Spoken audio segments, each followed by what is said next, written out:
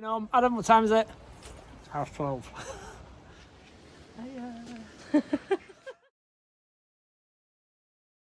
Right, it's just a short little one, this one. I'm going to show you how we do these cedar walls. So it's like a feature wall in some of these rooms we do. This particular build is taller than average. It's going to be a gym.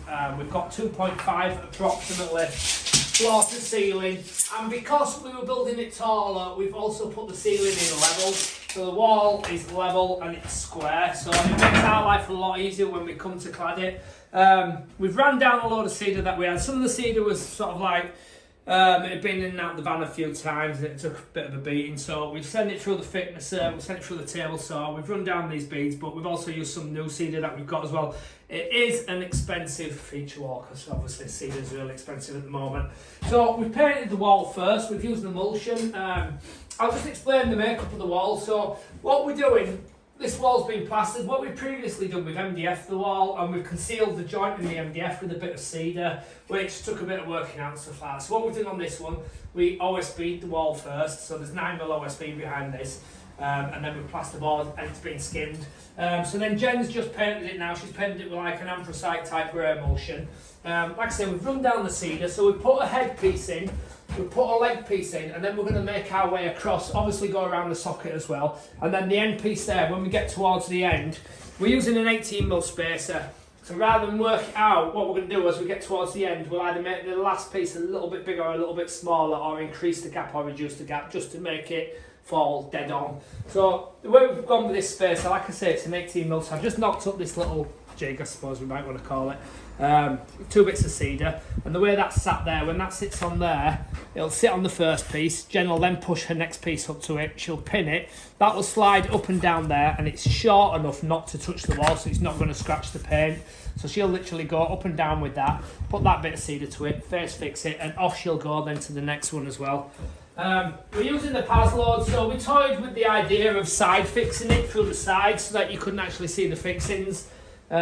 Previously we face fixed it. I tried with it. We've gone down down the road of getting the compressor out because there's a finer point on the compressor nail gun as well, but that didn't work too well. So we're going to revert back to face fixing it. We're going to drop a bit of filler in there and just give that a gentle sand as well, so that'll look mint. We're using the PAS load. What the hell? It's not an IM 350 plus at all, is it? It's a PAS load, it's 18 gauge, and we're using stainless steel brads as well. IM50 F18, I believe. There you go, so that's exactly what it is. It's an IM50 F18. Yeah, nice bit of kit, but come winter time they do struggle as well. So we did buy Milwaukee, but I'm digressing there. So that's going to be this cedar feature wall. It is expensive, but the outlook of it, the finished look will actually be fantastic. You can see I've left it shy there of the floor. The reason for that is we've accounted for the thickness of our floor, our skirting board, and then there will be a 10mm shadow gap which runs all the way along as well. What are you looking at? There's a mark on the wall. Right, Jen's painted the wall and she's just said there's a mark on the wall. Oh, little note, if you buy, we did a job and the customer supplied the paint. It was B&Q and it was called Hamilton. It is a load of crap. You paint it, it starts to look okay, it dries, it doesn't dry properly. We've come in this morning, we've seen it, we've not realised that we've used this crap paint. Jen's painted it again, it's flashed again, so if you're going to buy paint, don't buy this Hamilton. So we've gone down, we've got some Dulux mixed. There you go.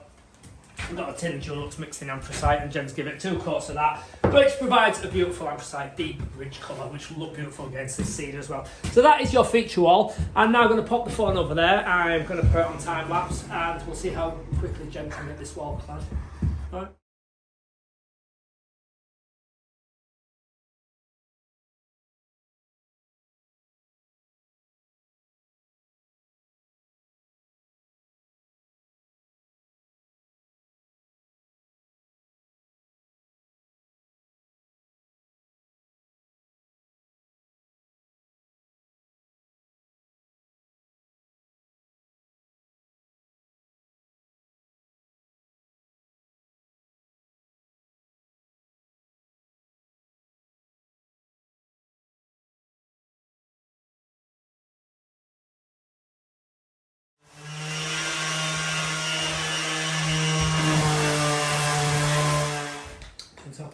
No. Right, Right, so there's your feature cedar wall. We've ripped the battens down. We've used some brand new cedar. We've also used some cedar that was in the van. We've what have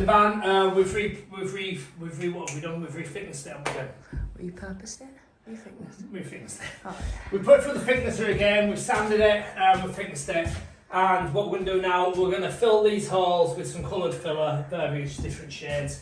I'm going to run the sander over it one more time. Obviously there's a TV going there, so that'll conceal all that. I've left that gap at the floor there because it's obviously flooring, skirting board, and then there'll be a 10mm shadow gap along there. So that's it. It's an expensive feature wall because cedar is so expensive. I'm thinking that if you had a thicknesser, or maybe you could run some roofing battens through, and you'd get a very similar effect if you treated them up with some mortar roll. That's what we're thinking, Jen. What's it weird? Right, okay. This end piece there, what we've done, we've scribed it into the wall. We've increased our gap by a mil there and a mil there to get that back to 18, just so that the end piece fell right, and we've scribed that piece into the wall as well. So that's that. That's your feature wall. What we're going to do as well, we're going to run another bit of cedar up there. We're going to put a little bevel on it and all to soften it, and we're going to conceal an LED strip light in there, which will go outside. The driver will be outside, and that will drop a curtain of light down the wall, which will be very dramatic because I've done that kind of thing before, and I know it will look like that. Okay, so if you like that, that's how we do it basically. Jen's fixed all this. We've lost the little space. Pretty fun, Jen. Yeah, I put it on shelf in the van. It's gone in the van, the little spacer. But I showed you how to do the spacers. Every gap is identical. Once your first one's on, off you go. Like I said, we face fixed it. We toyed with the idea of side fixing it, but it was too much hassle. We've got OSB behind the plasterboard, and of course we painted it with anthracite as well. So that's your feature wall. Okay, so I mean, I've also got a raffle going, some of you may know. Every single penny that raised go to charity. Now the prize has been donated by Daily Plumbing and Heating. Alan Hart's going to fit the boiler, that's one of the prizes. High Tech Alarms have been put a full alarm pack in as well, completely wireless. And we've donated, there's well over £1,000 worth of tools which we've donated. And we're not after anything back. Every single penny will go to charity. So it's only £2 a ticket. If you buy one of them, if you've gained anything from watching us, any little bit of advice, or you've actually enjoyed it or anything, or maybe you don't like me, then just buy a ticket because it goes to candlelighters, and every single penny raised, like I say, it goes to charity. It's a fantastic cause, and charities are really struggling at the moment because obviously donations are down due to COVID and stuff like that. Okay, so please like, subscribe, follow, and buy a raffle ticket. In the description there'll be a link to the raffle ticket. It's £2. It's a secure website, so come on, spend your money. Christmas raffle. Thank you.